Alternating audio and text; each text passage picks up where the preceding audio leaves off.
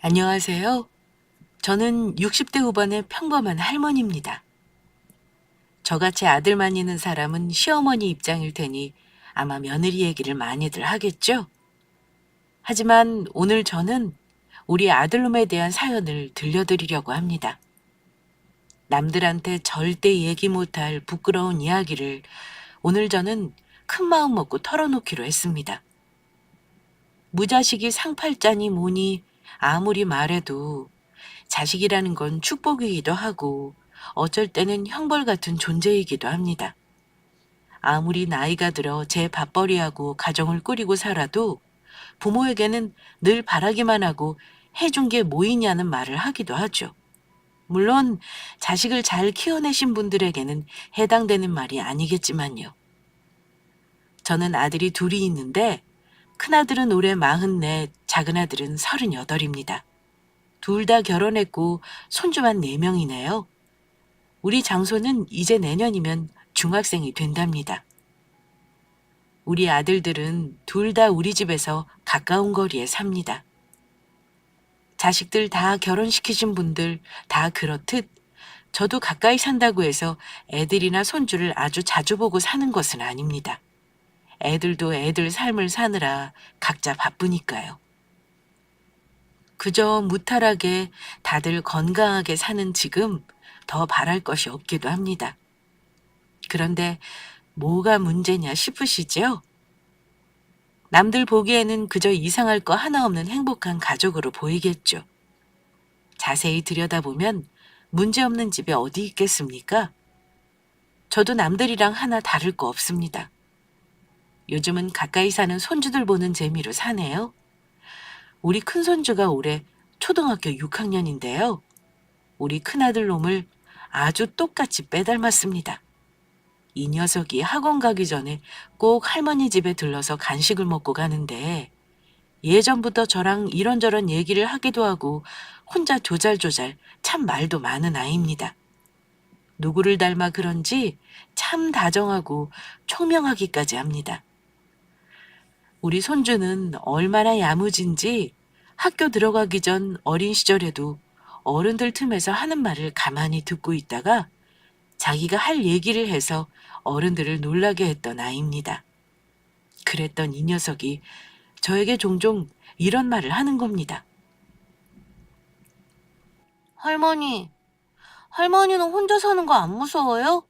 집도 가까운데 그냥 우리랑 같이 살면 좋겠다.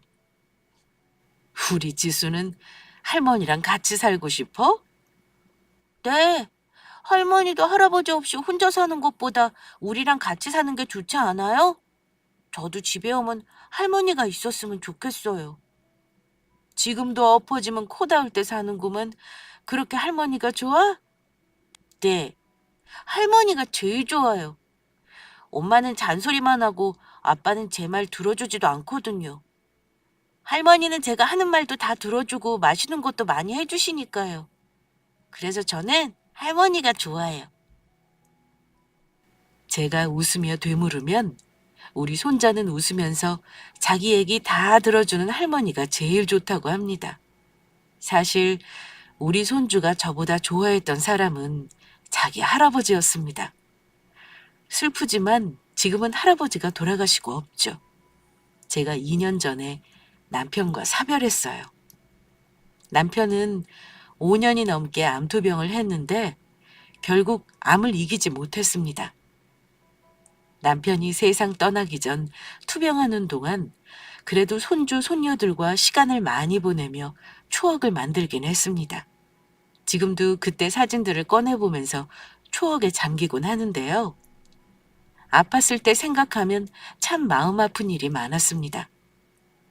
우리 남편은 평생 힘들게 일만 한 사람이에요. 인생 마지막 남은 시간을 화목하고 편안하게 보냈으면 참 좋았을 텐데 속 시끄럽게 있다가 세상 떠나게 한 것 같아서 제 마음이 아직도 좋지 않습니다. 제 속을 뒤집어 놓는 것은 제가 가장 예뻐하는 우리 큰손주의 아빠인 큰아들놈이었습니다. 며느리도 아니고 다른 사람도 아닌 내 속으로 낳고 내가 키운 아들놈이 제일 저를 힘들게 했었네요. 자식 잘못 키운 것 같다는 말, 애들 키우면서 한 번도 안 해보신 분들 없죠? 자식놈 때문에 속상할 때 그냥 하는 말이 아니라 저는 아무리 아들놈이지만 연을 끊고 살아야 하나 생각도 한 적이 있었습니다. 원래가 망나니 같은 놈이라면야 안 보고 살면 그만이겠죠. 하지만 세상 든든하던 아들놈이 변해가는 걸 보는 게 참 심적으로 쉬운 일이 아니었습니다. 그놈의 돈이 뭔지, 돈이라는 게 사람의 삶을 나락으로 몰아넣기도 하고 앞뒤 안 가리는 나쁜 놈으로 만들어버리기도 한다는 게 참 슬프긴 합니다.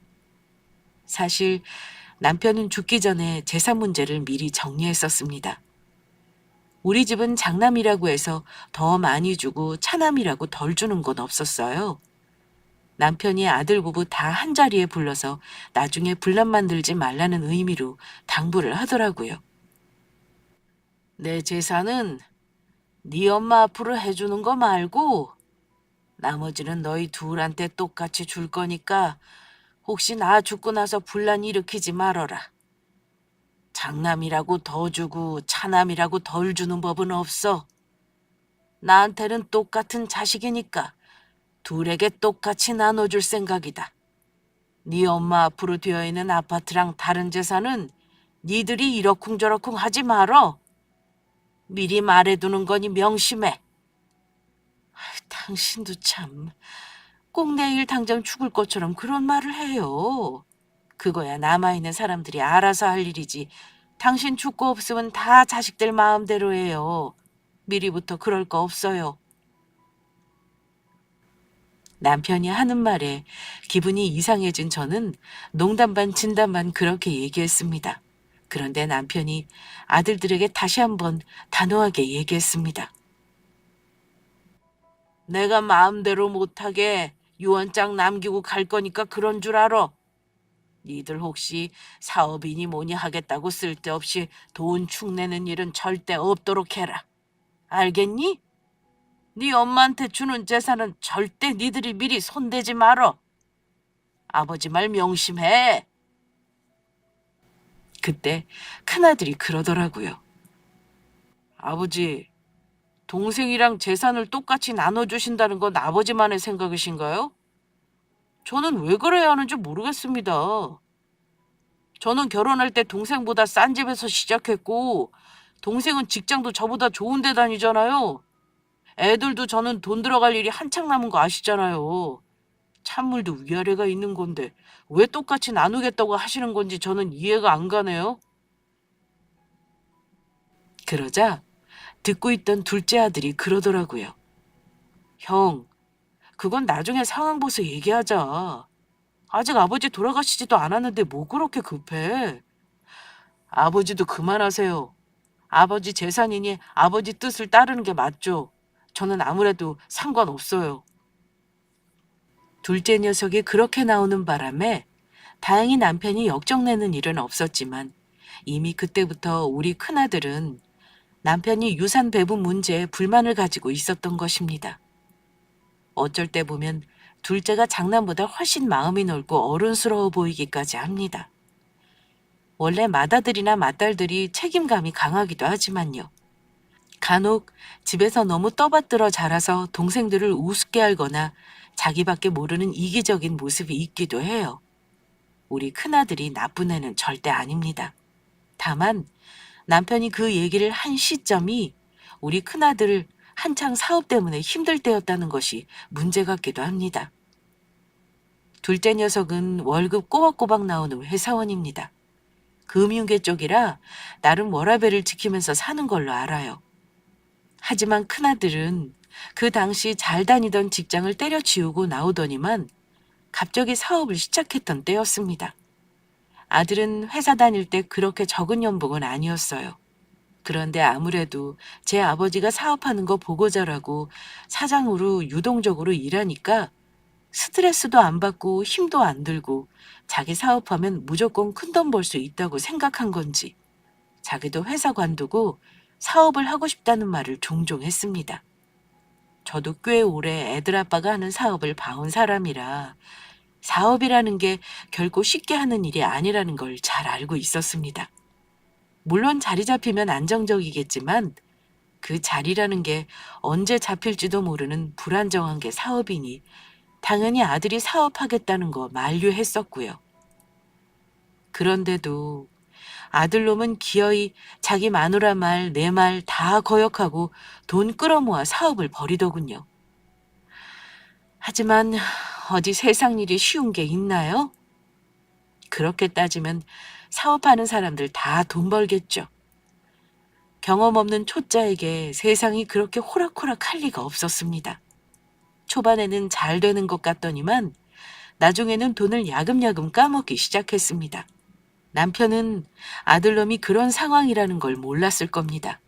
하지만 아들이 저에게도 몇 번 급한 돈을 해달라고 했기 때문에 저는 대충 힘들다는 걸 알고는 있었습니다.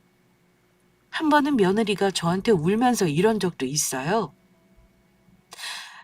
어머니, 지수 아빠 저대로 놔두면 안 될 것 같아요. 저 벌어오는 돈은 생활비 하기도 모자란데 몇 달째 저한테 생활비도 안 주고 있어요. 제 이름으로 대출한 것만 거의 1억 가까이 되는데 더 이상은 못하겠어요. 이러다가 줄줄이 터지면 저희 진짜 집 내놓고 나 앉아야 할 것 같아요. 그냥 안 되는 사업을 접었으면 좋겠는데 제 말은 도무지 듣지를 않아요. 어머니, 예전에는 큰돈 안 바라고 벌어오는 돈으로 알뜰하게 살던 사람이 왜 저렇게 변했나 모르겠어요. 어머니가 지수 아빠한테 안 되는 건 제발 그만두라고 말씀 좀 해주시면 안 돼요? 네 말도 안 듣는데 엄마 말을 듣겠니? 그런 고집을 내가 어떻게 꺾겠어. 저러고 된통 당해봐야 그만둘 놈이야. 그동안 대체 얼마나 빚을 끌어다 썼길래 이래? 그러게 뭐하러 재주도 없는 놈이 사업을 하겠다고 겁없이 뛰어들어. 내가 기회 봐서 얘기는 한번 해볼 테니 너무 걱정하지 말고 너는 애들 잘 챙겨라. 집도 담보로 잡힌 지 오랜데 이자 내고 뭐하고 나면 매달 마이너스로 살아요, 어머니. 조금만 참으면 나아진다는데 벌써 2년이 넘게 이러고 있으니 빚만 늘고요. 그래, 네가 마음고생이 많구나. 너무 힘들면 내가 조금 생활비를 보태줄 테니까 그걸로 애들 먹을 거 해주고 있어. 매달 그렇게 살다가 진짜 큰일 나겠구나. 어쩌면 좋니? 며느리 얘기 들어보니까 그때는 이미 결혼할 때 해준 집 담보로 잡힌 상태였습니다. 빚잔치 해가며 대체 왜 그놈의 사업을 하는지 저는 잘 이해는 못하겠습니다. 남편도 사업을 하면서 이만큼 재산을 일궈놓은 건 맞습니다만 아들처럼 대책 없이 빚만 늘리던 사람은 아닙니다. 소환도 좋고 돈 버는 재주 하나는 있었던 사람이에요. 사업은 그런 사람이 해야지 아들처럼 샌님 같은 사람이 하면 안 되는 겁니다. 어쨌든 며느리가 얘기하는 거 듣고 아들네가 사정이 그렇다는 걸 알고는 있었습니다. 종종 제가 며느리에게 돈을 보내주기도 했는데 그때까지는 아들이 저에게 큰 돈을 요구한 적은 없었습니다. 자식들이 별탈 없이 잘 살면 참 좋으련만 늘 맏아들이 저러고 사니 마음이 많이 안 좋았죠.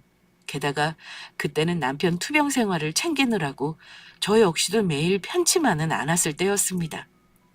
그래서 큰 며느리가 아들 때문에 마음고생하는 거 얘기를 들어도 큰 도움은 주지 못해 미안할 뿐이었습니다. 제가 남편이 아플 동안 한 달에 한두 번은 가족들이 다 같이 모이는 시간을 갖곤 했는데요. 그래도 우리 며느리들이 참 착하고 예쁜 것이 뭐냐면요. 늘 웃는 얼굴로 와서 있다가 간다는 겁니다. 사실 시부모님이 편하면 얼마나 편하겠습니까? 게다가 시아버지는 아픈 사람인데 오죽했을까요? 가까이 살아서 자주 오가는 거 불편할까봐 저는 먼저 연락도 잘 안 하는데요. 우리 큰며느리는 일하느라 힘들면서도 꼭 주말이면 손주 녀석들 데리고 와서 있다가 가는 아이였습니다. 제가 반찬이며 음식이며 챙겨줘야 하는 건데 외려 며느리가 와서 이런저런 밑반찬도 해놓고 가니 늘 고마웠죠. 참 살뜰하고 다정한 며느리예요. 큰아들이 다소 불같은 성격인데 그걸 잠재우는 게 우리 며느리입니다. 다행히 우리 손주 녀석들도 그런 며느리 성품을 닮아 참 착하고 다정합니다. 큰 며느리가 매번 애들을 데리고 와서 할아버지 얼굴 보게 하고 시간을 보내고 가는 것이 참 고맙더라고요. 만약 아들놈하고 똑같이 굴었다면 남편은 아마 한이 많이 남았을 것 같습니다. 아프다고 누워있다가도 손주들만 오면 벌떡 일어나서 같이 웃고 애들 손에 용돈 쥐어주면서 좋아했으니까요. 특히 우리 큰손주 지수는 어찌나 자기 할아버지를 좋아라 하는지 집에 들어오면 제일 먼저 할아버지 방문을 열고 할아버지 안부부터 묻는 아이였습니다. 할아버지, 좀 괜찮으세요? 아이고, 우리 지수 왔구나. 할아버지 괜찮아. 우리 지수 보니까 아픈 데가 다 사라지는 것 같다. 공부 열심히 했어? 네, 할아버지. 저 진짜 열심히 했어요. 그래, 지수는 나중에 커서 뭐 하고 싶니? 저는 나중에 의사 되고 싶어요. 그럼 할아버지 아픈 거 다 나을 수 있게 치료도 해줄 수 있고 우리 가족들도 아프지 않게 도와줄 수 있을 것 같아서요. 벌써부터 그런 생각을 했어? 어이구, 기특해라 이 녀석. 그래, 우리 지수가 할아버지 다 낫게 해줄 테냐? 손주가 그때 초등학교 5학년 때쯤이었는데 벌써부터 장래희망을 정해놓고 공부도 열심히 하는 아이였습니다. 남편은 아픈 와중에도 우리 장손장손하며 손주 녀석을 얼마나 애지중지했는지 모릅니다.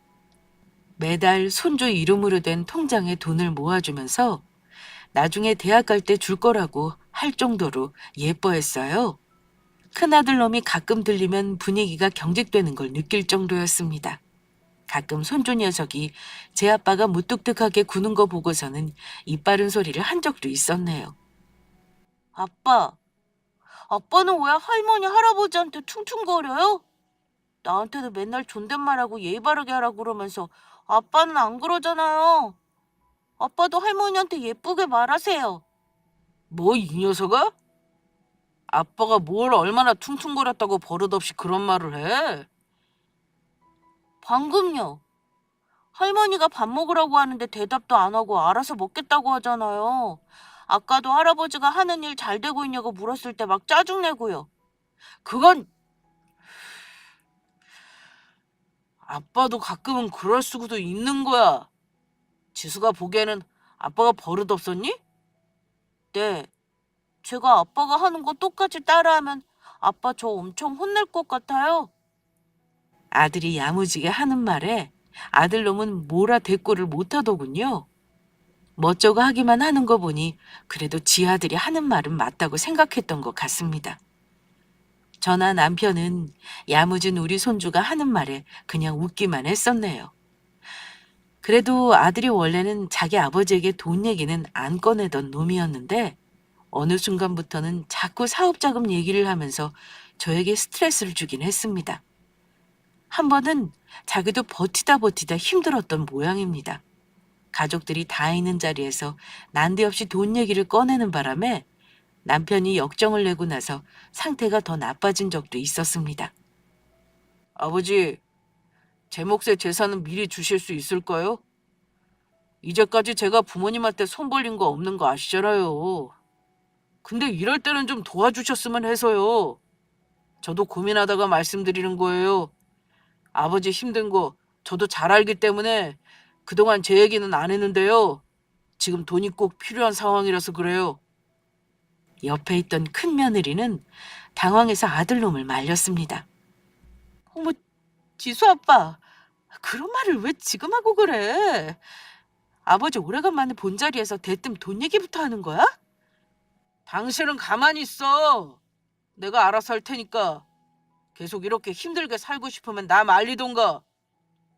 보아하니 둘이 상의도 하지 않고 아들 녀석이 마음대로 꺼낸 말이었던 것 같더군요. 오죽 힘들면 저러리야 싶었지만 남편은 워낙 꼬장꼬장한 사람이라 아픈 상태에서도 아들이 한심해 보였는지 호통을 쳤습니다. 너 지금 이 아버지한테 돈 달라는 말이 나오니? 그러게 경험도 없는 놈이 대책 없이 사업을 하겠다고 뛰어들어서 왜 온 가족을 힘들게 하는 거냐? 그러니까 아버지, 제가 오죽하면 이러겠어요. 그동안 아버지한테 제가 손 벌린 적 없는 거 아시잖아요. 처음이자 마지막으로 부탁드리는 건데 어차피 물려주실 재산으로 한번 도와주세요. 도와달라고 한 금액이 1,000만 원도 아니고 억대의 돈이었습니다. 대체 너 사업하는데 뭐 하느냐고 그렇게 돈을 쏟아붓는 거냐? 그런 식으로 하면 얼마 못 버티는 거야. 내가 돈을 줘봤자 밑 빠진 독에 물 붓는 거일 텐데 줘서 뭐 하겠니? 어차피 물려줄 재산이니 미리 달라니. 대체 너 어쩌려고 이러는 거냐? 남편은 아들에게 돈을 줘봤자 금방 없어질 돈이라는 걸 알고는 주지 않겠다고 했습니다. 그러자 아들놈은 언성을 높이면서 원망을 쏟아냈습니다. 아버지는 다 죽어가는 지금도 저한테는 도움을 안 주시네요. 뭐든 알아서 하라고 말만 하시고 해준 것도 없으시면서 이럴 때 도와주시면 좋잖아요. 예, 너 아버지한테 무슨 말을 그렇게 해? 당장 그만두지 못해? 엄마도 다 아시잖아요.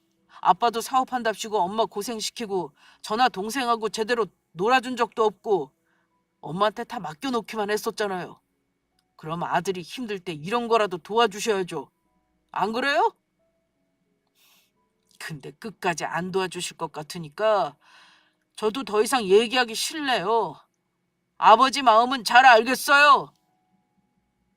아들은 이런 말까지 하며 불만을 쏟아내고는 자기 식구들을 데리고 돌아가 버렸습니다. 남편은 아들의 그런 모습을 보고 며칠 동안 많은 고민을 하는 듯 했습니다. 그러더니 저에게 아들이 필요한 돈이 대충 얼마인지 알아오라고 하더군요. 결국은 남편이 며칠 후에 저에게 아들 주라고 통장을 내밀더라고요. 저는 그걸 큰 며느리에게 따로 건네주었습니다. 지수 엄마, 이거 받아두렴. 네 아버지가 주라고 해서 너 따로 부른 거야. 제가 통장을 건네자 며느리가 눈이 휘둥그레지며 놀라더라고요. 네? 이게 뭐예요, 어머니? 뭐긴. 지난주에 그 일로 네 아버지가 마음이 많이 안 좋았던 게지. 네가 가지고 있다가 나중에 기회 봐서 지수 아빠한테 쓰라고 주든지 알아서 하렴. 안 갚아도 되는 돈이라고 네 아버지가 꼭 전화를 했으니까 그런 줄 알고. 네가 애 많이 쓰고 있는 거 엄마가 잘 알고 있어.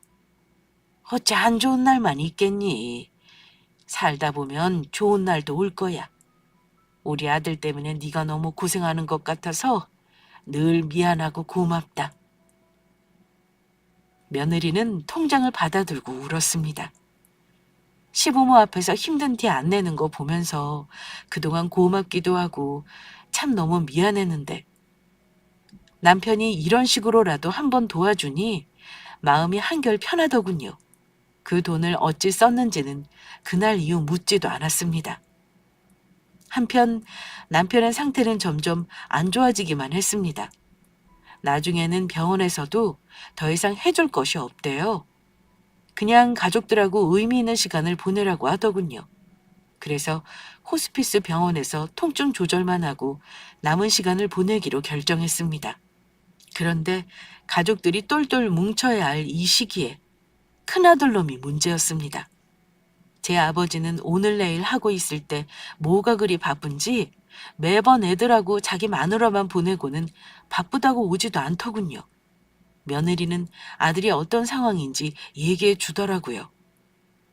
어머니, 요즘 지수 아빠가 많이 힘들어요. 그동안 고비 넘기도 잘 된다 했는데 요즘 또 그러더라고요. 저도 더 이상은 대출 끌어다 쓸 곳도 없고요. 많이 힘드니? 그럼 집이라도 그냥 처분해서 다 갚아버리고 다시 시작하는 게 나을 수도 있어. 나중에 감당 못하는 것보다는 그게 나을 거다. 그 사람이 포기를 못하는데 어쩌겠어요. 아무리 일이 바빠도 시아버지 돌아가시기 전에 얼굴은 자주 보자고 했거든요. 나중에 후회하지 말라고 그렇게 말을 해도 귀에 안 들어오나 봐요. 본인 코가 석자인데 어쩌겠어요. 그래, 내가 말해도 말을 안 듣는데 네 말이라고 듣겠냐마는 지수애미 네가 많이 힘들 것 같아서 걱정이구나. 아들 녀석이 며느리와 손주들을 너무 힘들게 하는 것 같아 며느리 얼굴 보는 게 미안했습니다. 아들 녀석은 돈 얘기 꺼냈던 사건 이후로 마음이 틀어진 듯 했습니다. 아직 말할 힘이 있을 때 가족들과 더 많은 시간을 보내고 싶어 했던 남편은 찾아오는 며느리와 손주들 덕에 하루하루를 겨우 살아내는 것처럼 보였어요. 둘째 아들 역시 늘 아버지 상태가 어떤지 체크하면서 신경을 많이 썼어요. 남편을 포함해 가족들이 온전히 함께 할 수 있는 시간이 얼마 남지 않았다는 걸 저는 직감적으로 느낄 수 있었습니다. 남편은 진작부터 자기가 죽은 다음의 일을 준비해놨고 재산 문제도 미리 정리를 해놓았기에 제가 걱정할 일은 없었습니다. 남편은 호스피스 들어갈 때만 해도 대화도 가능한 상태였는데 2주가 지나면서 급격하게 상태가 안 좋아졌습니다. 저는 미리 아들들과 남편이 죽은 후의 문제를 의논하기 위해 아들들을 불렀습니다. 남편을 떠나보내는 저는 저대로 슬프고 힘들었는데 아들들도 아버지를 보낼 준비를 하는 게 쉽지는 않았을 거라 생각합니다. 작은 아들은 남편이 호스피스 병동 들어갈 때도 기적을 바랬으니까요. 하지만 받아들일 건 받아들이고 산 사람은 현실을 살아가야 하는 거니까요. 아버지가 아무래도 오래 못 버티실 것 같다. 너희들도 봐서 알겠지만 아버지 상태가 많이 안 좋아. 너희들도 마음의 준비를 해야 할 것 같아서 불렀어. 그동안 병원 오가느라 며느리들도 고생 많았다. 일단 아버지 납골당은 미리 해놔서 걱정이 없는데 챙겨야 할 일들이 많을 것 같구나. 작은 아들 내외는 이제 아버지를 보낼 마음의 준비를 해야 한다는 게 슬펐는지 말없이 눈물을 보였는데요. 손주들은 아직 할아버지 죽음이 뭔지 잘 모르는 듯 했지만 숙연한 분위기에 뭔가 슬픈 일이 일어나고 있구나 하고 느끼는 듯 했습니다. 늘 분잡스럽게 시끄럽던 아이들이 제 부모가 슬퍼하는 거 보면서 같이 말이 없어지더라고요. 우리 큰며느리가 그러더군요. 어머니, 짧은 시간도 아니고 그동안 어머니도 참 애 많이 쓰셨어요. 아버지 병상은 저희가 돌아가면서 지킬 테니까 너무 걱정하지 마세요. 그런데 그때 큰아들이 저에게 뜻밖의 말을 했습니다. 온 가족이 전부 슬퍼하고 있는데도 아들놈은 슬퍼하는 기색도 없는 게 못내 서운했는데 하는 말이 참 기가 막히더군요. 엄마, 그럼 아버지 재산 문제는 다 정리하신 거예요? 정말 저랑 동생한테 똑같이 나눠주실 거냐고요? 이런 자리에서도 재산 문제를 거론하는 큰아들이 못마땅한 저는 말이 곱게 나오지만은 않았습니다. 그건 네 아버지가 이미 다 얘기한 거 아니냐? 형제들 간에 똑같이 나눠주겠다고 했잖아.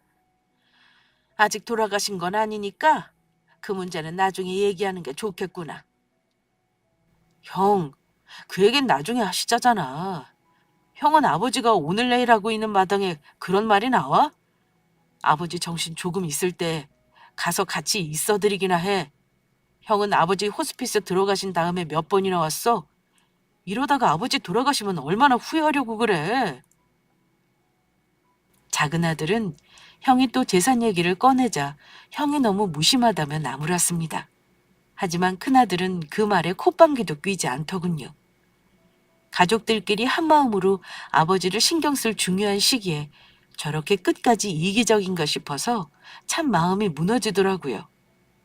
저는 아들이 재산을 똑같이 분배받는다는 거에 불만이 있다는 걸 알고 있었기에 그 이야기는 나중으로 미루고 싶었습니다. 남편이 아직 죽기도 전에 자식들이 재산 문제 가지고 언성 높이는 걸 보기도 싫었고요. 그런데 아들은 아랑곳하지 않고 계속 자기 할 말을 이어나갔습니다. 저는 아버지 살아계실 때 유언장 작성한 거 다시 고칠 생각이에요. 아무리 생각해도 저랑 동생이 재산을 똑같이 분배받는다는 건 말이 안 돼요. 내가 이 집 장남이고 엄마 혼자 계시면 어차피 나중에 모시는 건 내 몫이잖아요. 아버지는 왜 그런 생각을 안 하시는 건지 도저히 이해가 안 가네요. 형, 그건 또 무슨 억지야. 장남이 꼭 부모 모시라는 법 있어? 그리고 엄마가 언제 우리랑 같이 산다고 말한 적 있냐고. 왜 형 혼자 북치고 장구치고 하는 건데? 너도 나한테 재산 더 오는 건 싫으니까 이런 소리 하는 거잖아. 말 나온 김에 오늘 다 결판을 내야겠다. 그만해, 형. 지금 우리끼리 이럴 때가 아니야. 나중에 형이 원하는 대로 들어보고 나도 생각해 볼 테니까 제발 그만하자. 그건 글쎄 네 생각이고. 그럼 지금 재수 씨한테 그래도 되냐고 물어볼까? 네 처는 아마 재산이 나한테 더 가는 걸 원하지 않을걸? 그러니까 아버지 살아계실 때 유언장을 고치겠다는 거잖아. 아들 둘이 옥신각신 하는데 저는 머리가 지끈거렸습니다. 며느리 둘은 어쩔 줄 모르고 있었고요. 형제들이 언성을 높이니 놀고 있던 손주 녀석들도 어른들 싸움을 잠자코 지켜보고 있더군요. 그만두래라. 애들 앞에서 이게 뭔 짓들이냐? 지수 애비 지금 중요한 게 뭔지 모르는 거니? 니들 싸우는 거 보자고 부른 거 아니야. 네 아버지 앞에서 유언장 말만 꺼냈다가는 내가 아예 전부 내 앞으로 돌려버릴 테니 그런 줄 알아. 나까지 죽고 난 다음에 아버지 재산 받을 거 아니면 더 이상 이 얘기는 하지 말어라. 제가 역정을 내자 작은 아들은 입을 다물었지만 큰 아들은 씩씩거리며 저에게 소리를 지르기까지 했습니다. 엄마도 똑똑히 알아두세요. 아버지 제사상 제대로 받으려면 장남인 저한테 재산 더 주셔야 할 거예요. 아시겠어요? 뭐라고? 너 대체 왜 이렇게 사람이 망가진 거니? 나중에 얼마나 후회하려고 가족들한테 이러는 거야. 네 아버지 아직 살아있어 이놈아. 빨리 죽으라는 것도 아니고 제사상 받아먹으려면 재산 더 달라는 말을 감히 할 수가 있는 거니? 응? 아들놈이 하는 말에 저는 너무나 큰 충격을 받았습니다.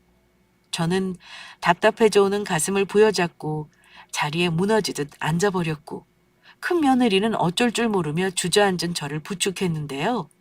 그런데 그때 갑자기 손으로 누군가를 때리는 소리가 철썩하고 나는 겁니다.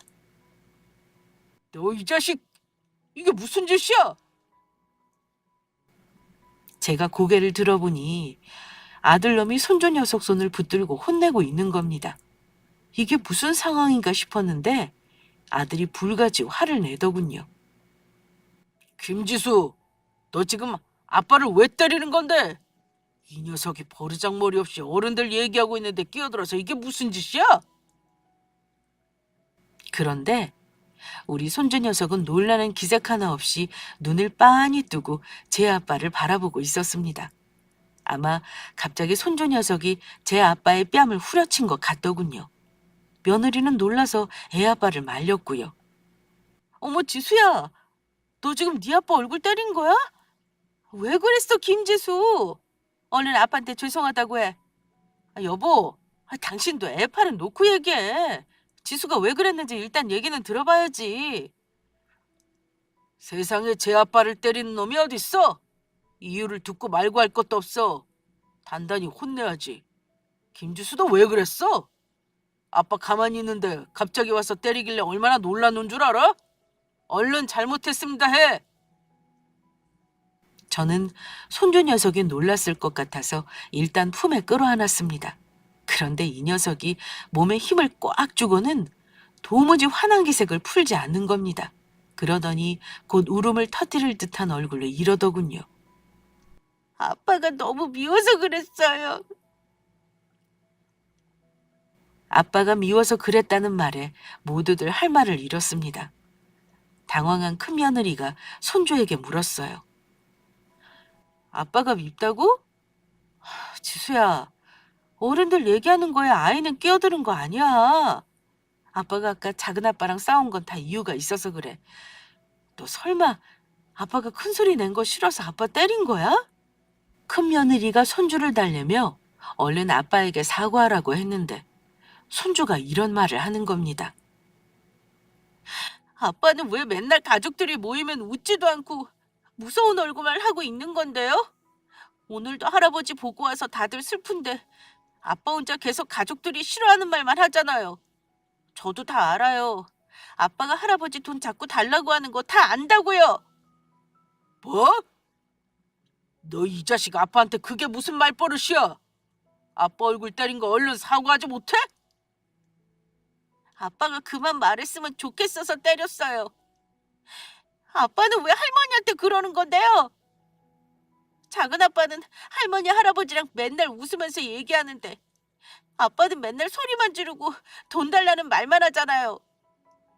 집에서도 엄마랑 맨날 돈 때문에 싸우고요. 근데 오늘도 또 작은 아빠랑 싸우는 거 보니까 아빠가 너무 미워요. 우리 가족들은 아빠만 없으면 다 사이좋은데 아빠가 다 망쳐놓고 있잖아요. 아빠 정말 밉다고요. 할아버지 돌아가셔도 계속 이럴 거예요? 그럼 할아버지가 얼마나 슬퍼하시겠냐고요. 손주 녀석은 12살밖에 안 된 녀석이지만 모르는 것 같아도 집안 돌아가는 사정이나 제 가족 사정을 빤하게 알고 있었습니다. 손주는 이내 울음을 터뜨리고 엉엉 울었습니다. 제 아빠가 그동안 엄마랑 싸우는 거 보고 마음이 많이 상한 듯 했어요. 애들은 부모 싸움이 얼마나 견디기 힘들었겠습니까? 그런데 할머니네 와서 작은 아빠랑도 싸우고 저랑도 싸우는 거 보고 아빠가 왜 저러나 싶고 미웠던 거죠. 어린 것의 마음을 들여다보지도 못하고 저 힘든 것만 생각하는 아들놈이 한심했습니다. 그런데 아들 역시 자기 아들이 하는 말과 행동에 충격을 받은 듯 했습니다. 화가 나서 아들을 꾸중했지만 어린 아들에게 뺨을 얻어맞고 저런 소리까지 들었으니 아마 당황했을 테죠. 아들은 목소리를 아까보다 낮추고 이렇게 손주를 타일렀습니다. 그래, 네가 그동안 아빠 때문에 힘들었다니까 그건 아빠가 사과할게. 그래도 어른들 얘기하는데 끼어들고 아빠를 때리는 건 잘못한 거야. 그러니까 그건 사과해라. 아빠도 이제 그만할 테니 그만 울고. 아빠, 제가 때린 건 잘못했어요. 그렇지만 아빠도 이제 가족들 모이면 돈 더 내놓으라는 말 그만하세요. 나는 아빠가 사업 같은 거 이제 안 했으면 좋겠어요. 옛날에는 아빠 우리랑 주말에 여행도 가고 즐거웠는데 요즘에는 바빠서 한 번도 우리랑 놀아주지도 않잖아요. 맨날 엄마랑 돈 때문에 싸우고 여기 와서도 돈 얘기만 하고. 아빠는 돈이 중요해요? 아니면 우리 가족이 중요해요?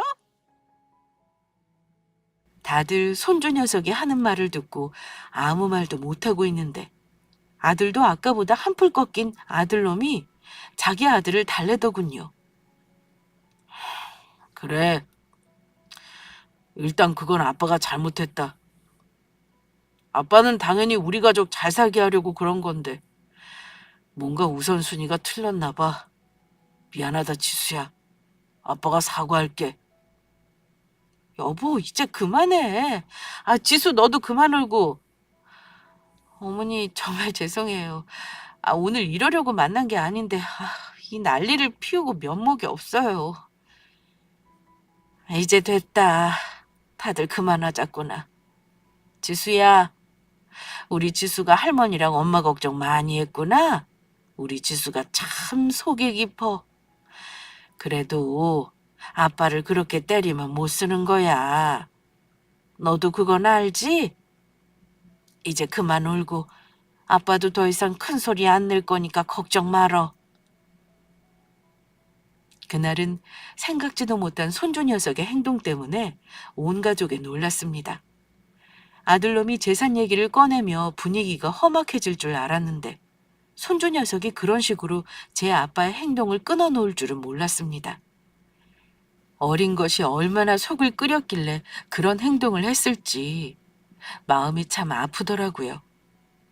아들은 자기 아들 행동에 나름 충격을 받은 듯한 얼굴이었습니다.